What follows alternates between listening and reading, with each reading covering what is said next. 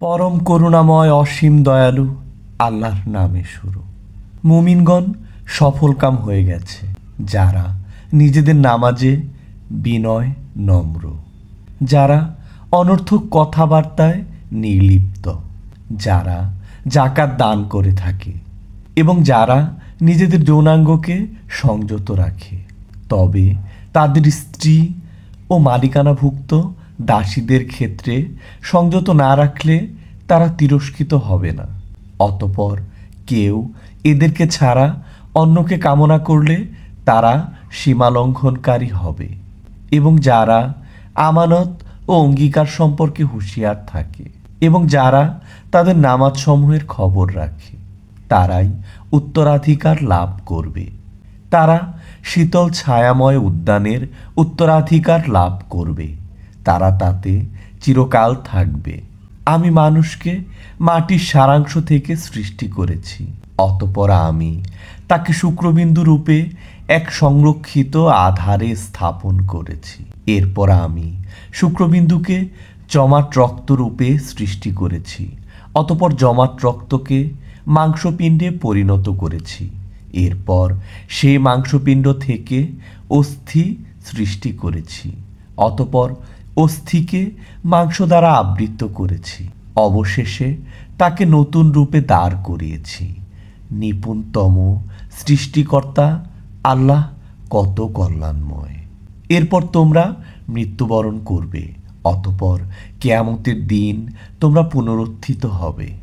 আমি তোমাদের উপর সুপ্ত পথ সৃষ্টি করেছি এবং আমি সৃষ্টি সম্বন্ধে অনবধান নই। আমি আকাশ থেকে পানি বর্ষণ করে থাকি পরিমাণ মতো, অতঃপর আমি জমিনে সংরক্ষণ করি এবং আমি তা অপসারণও করতে সক্ষম। অতঃপর আমি তা দ্বারা তোমাদের জন্যে খেজুর ও আঙ্গুরের বাগান সৃষ্টি করেছি।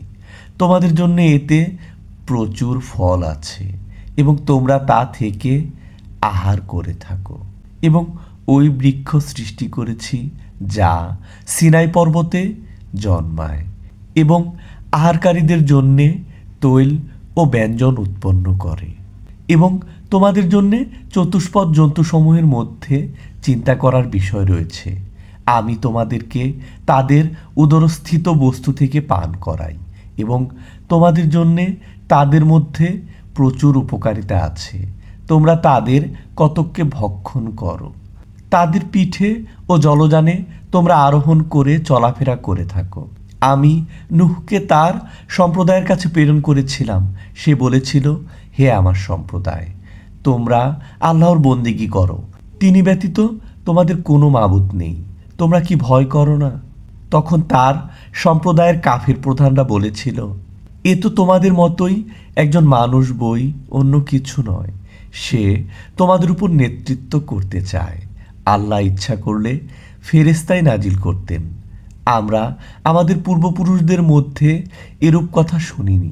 সে তো এক উন্মাদ ব্যক্তি বই, কিছু নয়। সুতরাং কিছুকাল তার ব্যাপারে অপেক্ষা করো। নূহ বলেছিল, হে আমার পালনকর্তা, আমাকে সাহায্য করো, কেননা তারা আমাকে মিথ্যাবাদী বলেছে। অতঃপর আমি তার কাছে আদেশ প্রেরণ করলাম যে, তুমি আমার দৃষ্টির সামনে এবং আমার নির্দেশে নৌকা তৈরি করো। এরপর যখন আমার আদেশ আসে এবং চুল্লি প্লাবিত হয়, তখন নৌকায় তুলে নাও প্রত্যেক জীবের এক এক জোড়া এবং তোমার পরিবারবর্গকে, তাদের মধ্যে যাদের বিপক্ষে পূর্বে সিদ্ধান্ত নেওয়া হয়েছে তাদের ছাড়া। এবং তুমি জালিমদের সম্পর্কে আমাকে কিছু বলো না, নিশ্চয়ই তারা নিমজ্জিত হবে।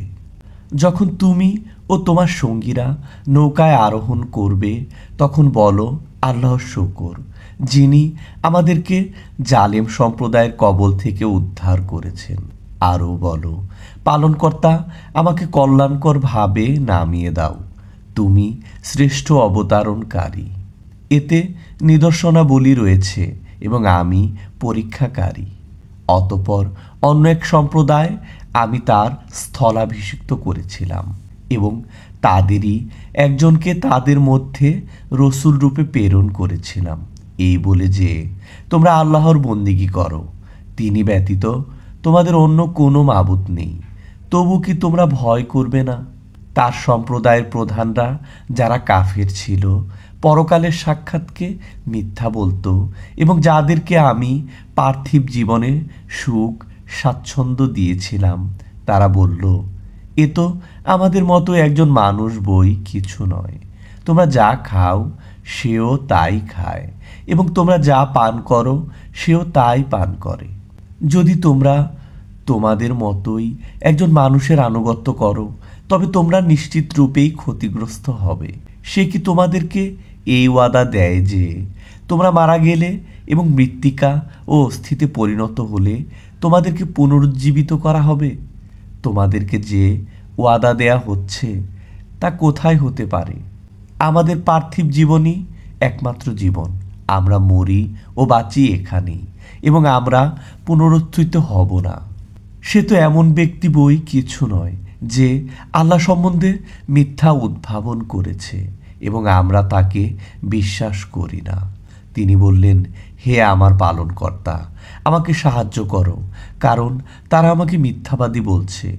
আল্লাহ বললেন, কিছুদিনের মধ্যে তারা সকালবেলা অনুতপ্ত হবে, অতপর সত্য সত্যই এক ভয়ঙ্কর শব্দ তাদেরকে হতচকিত করল এবং আমি তাদেরকে বাত্যাতাড়িত আবর্জনা সদৃশ করে দিলাম। অতপর ধ্বংস হোক পাপী সম্প্রদায়। এরপর তাদের পরে আমি বহু সম্প্রদায় সৃষ্টি করেছি। কোনো সম্প্রদায় তার নির্দিষ্ট কালের অগ্রে যেতে পারে না এবং পশ্চাতেও থাকতে পারে না। এরপর আমি একাধিক্রমে আমার রসুল প্রেরণ করেছি। যখনই কোনো উম্মতের কাছে তার রসুল আগমন করেছেন তখনই তারা তাকে মিথ্যাবাদী বলেছে। অতপর আমি তাদের একের পর এক ধ্বংস করেছি এবং তাদেরকে কাহিনীর বিষয়ে পরিণত করেছি। সুতরাং ধ্বংস হোক অবিশ্বাসীরা।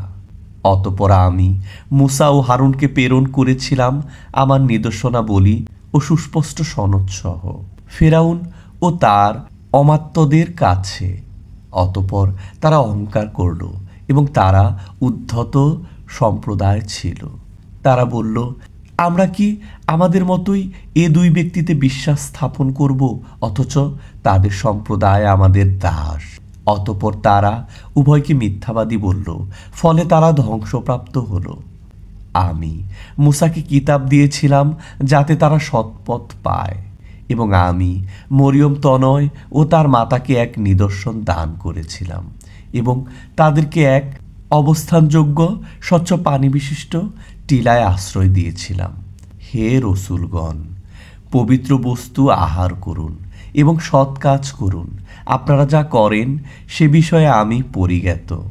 আপনাদের এই উম্মত সপ্ত একই ধর্মের অনুসারী এবং আমি আপনাদের পালনকর্তা, অতএব আমাকে ভয় করুন। অতপর মানুষ তাদের বিষয়কে বহুদা বিভক্ত করে দিয়েছে। প্রত্যেক সম্প্রদায় নিজ নিজ মতবাদ নিয়ে আনন্দিত হচ্ছে। অতএব তাদের কিছুকালের জন্য তাদের অজ্ঞানতায় নিমজ্জিত থাকতে দিন। তারা কি মনে করে যে আমি তাদেরকে ধন সম্পদ ও সন্তান সন্ততি দিয়ে যাচ্ছি, তাতে করে তাদেরকে দ্রুত মঙ্গলের দিকে নিয়ে যাচ্ছি? বরং তারা বোঝে না। নিশ্চয়ই যারা তাদের পালনকর্তার ভয়ে সন্ত্রস্ত, যারা তাদের পালনকর্তার কথায় বিশ্বাস স্থাপন করে, যারা তাদের পালনকর্তার সাথে কাউকে শরিক করে না এবং যারা যা দান করবার তা ভীত কম্পিত হৃদয়ে এ কারণে দান করে যে তারা তাদের পালনকর্তার কাছে প্রত্যাবর্তন করবে, তারাই কল্যাণ দ্রুত অর্জন করে এবং তারা তাতে অগ্রগামী। আমি কাউকে তার সাধ্যাতির দায়িত্ব অর্পণ করি না। আমার এক কিতাব আছে যা সত্য ব্যক্ত করে এবং তাদের প্রতি জুলুম করা হবে না। না, তাদের অন্তর এ বিষয়ে অজ্ঞানতায় আচ্ছন্ন। এছাড়া তাদের আরও কাজ রয়েছে যা তারা করছে। এমনকি যখন আমি তাদের ঐশ্বর্যশালী লোকদেরকে শাস্তি দ্বারা পাকড়াও করব, তখনই তারা চিৎকার জুড়ে দেবে, অদ্য চিৎকার করো না, তোমরা আমার কাছ থেকে নিষ্কৃতি পাবে না। তোমাদেরকে আমার আয়াতসমূহ শোনানো হতো, তখন তোমরা উল্টো পায়ে সরে পড়তে, অহংকার করে এ বিষয়ে অর্থহীন গল্পগুজব করে যেতে। অতএব তারা কি এই কালাম সম্পর্কে চিন্তা ভাবনা করে না?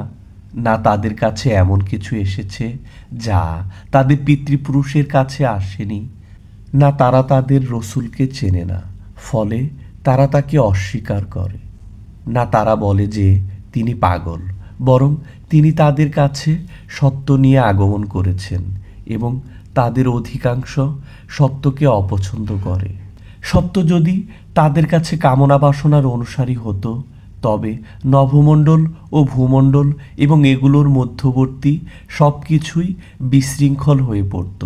বরং আমি তাদেরকে দান করেছি উপদেশ, কিন্তু তারা তাদের উপদেশ অনুধাবন করে না। না আপনি তাদের কাছে কোনো প্রতিদান চান, আপনার পালনকর্তার প্রতিদান উত্তম এবং তিনিই রিজিকদাতা। আপনি তো তাদেরকে সোজা পথে দাওয়াত দিচ্ছেন, আর যারা পরকালে বিশ্বাস করে না তারা সোজা পথ থেকে বিচ্যুত হয়ে গেছে।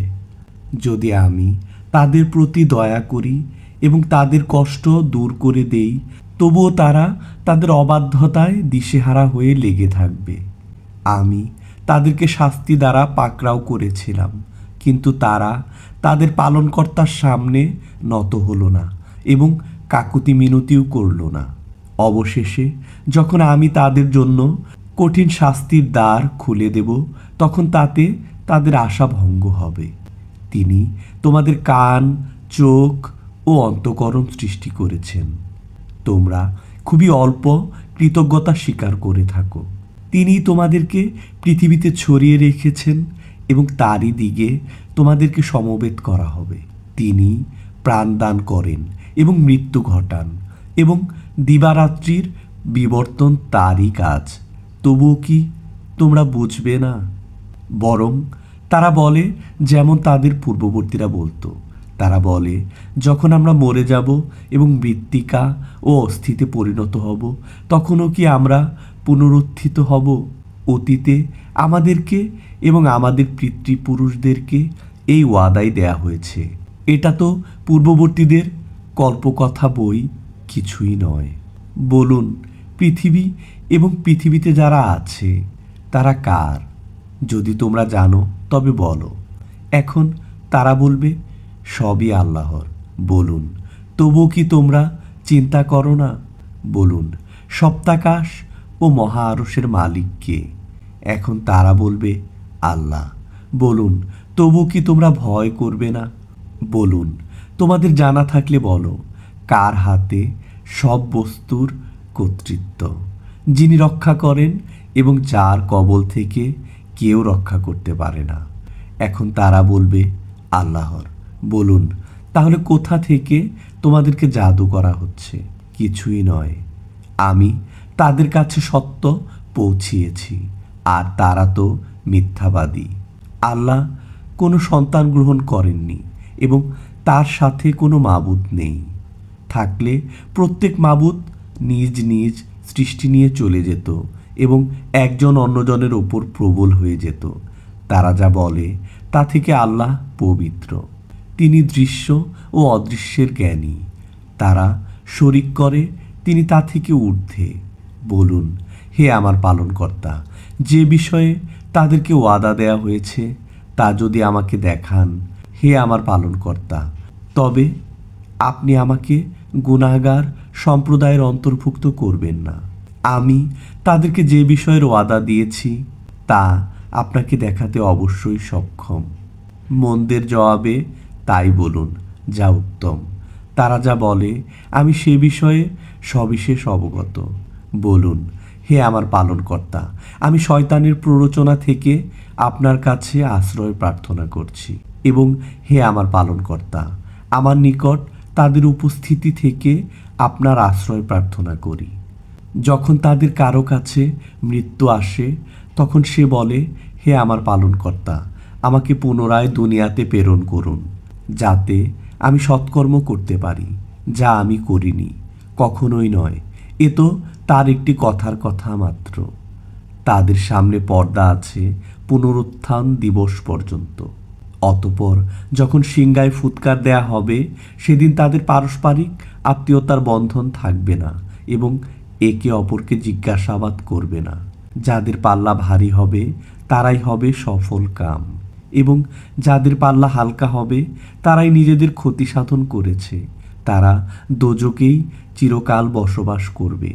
আগুন তাদের মুখমণ্ডল দগ্ধ করবে এবং তারা তাতে বীভৎস আকার ধারণ করবে। তোমাদের সামনে কি আমার আয়াতসমূহ পঠিত হতো না? তোমরা তো সেগুলোকে মিথ্যা বলতে। তারা বলবে, হে আমাদের পালনকর্তা, আমরা দুর্ভাগ্যের হাতে পরাভূত ছিলাম এবং আমরা ছিলাম বিভ্রান্ত জাতি। হে আমাদের পালনকর্তা, এ থেকে আমাদেরকে উদ্ধার করো। আমরা যদি পুনরায় তা করি তবে আমরা গুনাহগার হব। আল্লাহ বলবেন, তোমরা ধীকৃত অবস্থায় এখানেই পড়ে থাকো এবং আমার সাথে কোনো কথা বলো না। আমার বান্দাদের একদলে বলতো, হে আমাদের পালনকর্তা, আমরা বিশ্বাস স্থাপন করেছি, অতএব তুমি আমাদেরকে ক্ষমা করো ও আমাদের প্রতি রহম করো। তুমি তো দয়ালুদের মধ্যে শ্রেষ্ঠ দয়ালু। অতঃপর তোমরা তাদেরকে ঠাট্টার পাত্ররূপে গ্রহণ করতে, এমনকি তা তোমাদেরকে আমার স্মরণ ভুলিয়ে দিয়েছিল এবং তোমরা তাদেরকে দেখে পরিহাস করতে। আজ আমি তাদেরকে তাদের সবরের কারণে এমন প্রতিদান দিয়েছি যে তারাই সফল কাম। আল্লাহ বলবেন, তোমরা পৃথিবীতে কতদিন অবস্থান করলে বছরের গণনায়? তারা বলবে, আমরা একদিন অথবা দিনের কিছু অংশ অবস্থান করেছি। অতএব আপনি গণনাকারীদেরকে জিজ্ঞেস করুন। আল্লাহ বলবেন, তোমরা তাতে অল্প দিনই অবস্থান করেছ যদি তোমরা জানতে। তোমরা কি ধারণা করো যে আমি তোমাদেরকে অনর্থক সৃষ্টি করেছি এবং তোমরা আমার কাছে ফিরে আসবে না? অতএব শীর্ষ মহিমায় আল্লাহ, তিনি সত্যিকার মালিক। তিনি ব্যতীত কোনো মাবুদ নেই। তিনি সম্মানিত আরশের মালিক। যে কেউ আল্লাহর সাথে অন্য উপাস্যকে ডাকে, তার কাছে যার সনদ নেই, তার হিসাব তার পালনকর্তার কাছে আছে। নিশ্চয়ই কাফেররা সফলকাম হবে না। বলুন, হে আমার পালনকর্তা, ক্ষমা করুন ও রহম করুন। রহমকারীদের মধ্যে আপনি শ্রেষ্ঠ রহমকারী।